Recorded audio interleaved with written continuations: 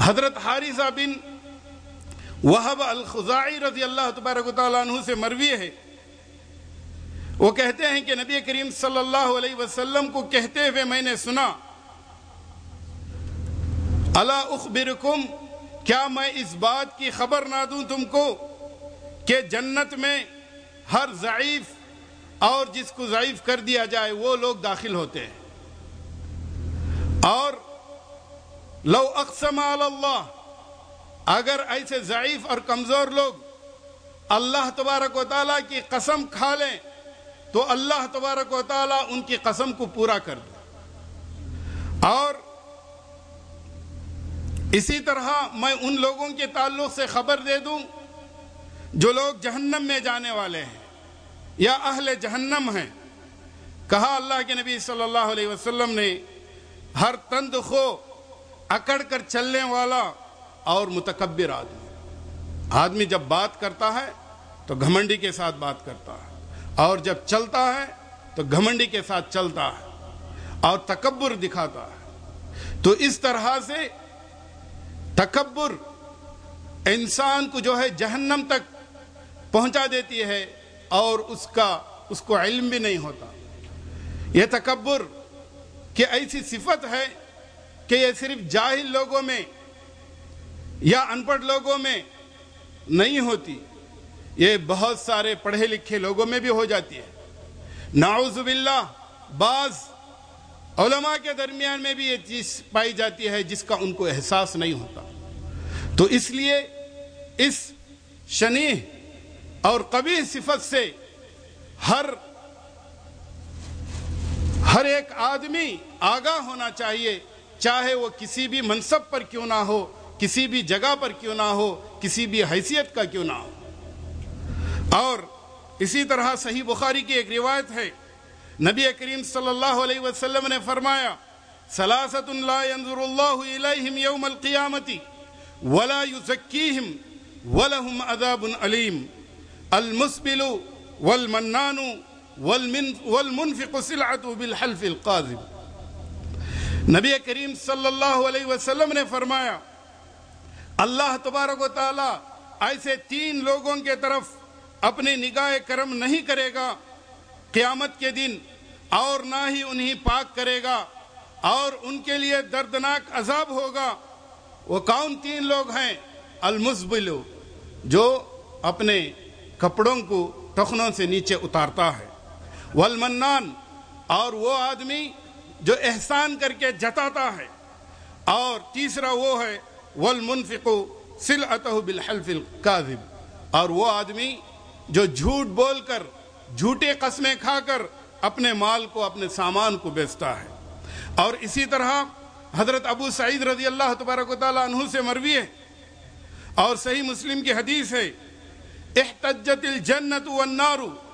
فقالت النار فی الجبارون والمتکبرون فی الجبارون والمتکبرون، وقالت الجنہ فی الضعفاء المسلمین ومساکنہم،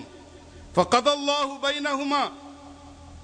إنك الجنة رحمتي أرحم بك من أشاء وإنك النار عذابي وأعذب بك من أشاء ولكليكما علي ملؤها۔ یعنی حضرت ابو سعید رضی اللہ تبارک و تعالیٰ عنہ سے مروی ہے، اللہ کے نبی صلی اللہ علیہ وسلم نے فرمایا، جنت اور جہنم اللہ تبارک و تعالیٰ کے پاس احتجاج کیے، فی الجبارون والمتکبرون، جہنم نے کہا کہ اے اللہ مجھ میں ظالم اور متکبر لوگ ہوں گے، اور جنت نے کہا کہ اے اللہ مجھ میں ضعفاء المسلمین، مسلمانوں میں سے جو کمزور، ناتواں اور مظلومین ہیں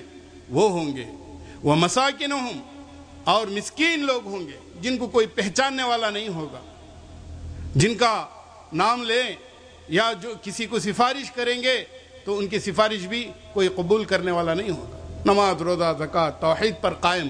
ہوئے لوگ اجنبی کی طرح اس دنیا کے اندر گزار دیے ہیں، اور اجنبی کی طرح اس دنیا سے چلے جاتے ہیں، لیکن اللہ تبارک و تعالیٰ ایسے لوگوں کو سب سے پہلے جنت الفردوس کے اندر داخل کرتا ہے۔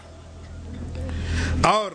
اللہ کے نبی صلی اللہ علیہ وسلم نے فرمایا وَإِنَّكَ النَّارُ عَذَابِي وَعَذِّي فَقَضَى اللَّهُ بَيْنَهُمَا إِنَّ الْجَنَّةُ رَحْمَتِي إِنَّكَ الْجَنَّةُ رَحْمَتِي، اور اللہ تبارک و تعالیٰ نے ان دونوں کے درمیان میں فیصلہ کرتے ہوئے کہا کہ جنت میری رحمت ہے، جس کو میں چاہتا ہوں ان پر میں رحم کرتا ہوں اور اس کے اندر میں داخل کرتا ہوں۔ اور اسی طرح بے شک جہنم میرا عذاب ہے، وَأَعْذِبُ بِهِ مَنْ أَشَاءُ، اس کے اندر جس کو میں چاہتا ہوں اس کے اندر ڈالتا ہوں اور اس میں عذاب دیتا ہوں، اور دونوں پر یعنی جنت اور جہنم دونوں پر اس کے برابر بھرنا مجھ پر ہے، یعنی اللہ تعالیٰ جنت کو بھی بھر دیں گے جنتیوں کے ساتھ اور جہنم کے اندر بھی جہنمیوں کے ساتھ بھر دیں گے۔ تو یہ حدیث کو صحیح مسلم نے روایت کیا ہے۔ ان تمام احادیث کی روشنی میں اور آیات کی روشنی میں یہ بات واضح ہوتی ہے کہ ہم میں سے چاہے کسی بھی قسم کا آدمی ہو، کسی بھی مرتبے والا آدمی ہو، اور کس طرح کا علم کیوں نہ رکھتا ہو، کس طرح کی دولت اس کے پاس کیوں نہ ہو، اور کس منصب پر بھی کیوں فائز نہ ہو، اور دنیا کے لوگ اس کو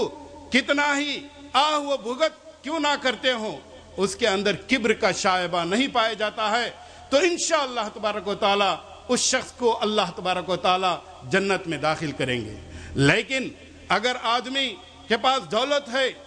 علم ہے، نماز ہے، روزہ ہے، زکوٰۃ ہے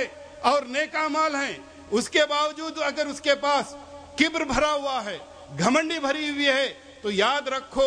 اللہ تبارک و تعالیٰ کے پاس اس شخص کو اللہ تبارک و تعالیٰ کی رحمت کے اندر وہ شامل نہیں ہوگا، اور اللہ تبارک و تعالیٰ کی ناراضگی کے ساتھ اللہ تبارک و تعالیٰ ایسے لوگوں کو قیامت کے دن چونٹیاں کی طرح کر دے گا اور ان کو ذلیل کرے گا۔ اللہ تبارک و تعالیٰ سے دعا ہے کہ اللہ تبارک و تعالیٰ ہم سب کو گھمنڈی سے بچائے، فخر سے بچائے، کبر سے بچائے، اور ہر ایک کو ہم میں سے اللہ تبارک و تعالیٰ ایمان نصیب فرمائے، ایمان کی موت نصیب فرمائے، آمین۔ وآخر الدعوانا ان الحمد للہ رب العالمین، والسلام علیکم ورحمۃ اللہ وبرکاتہ۔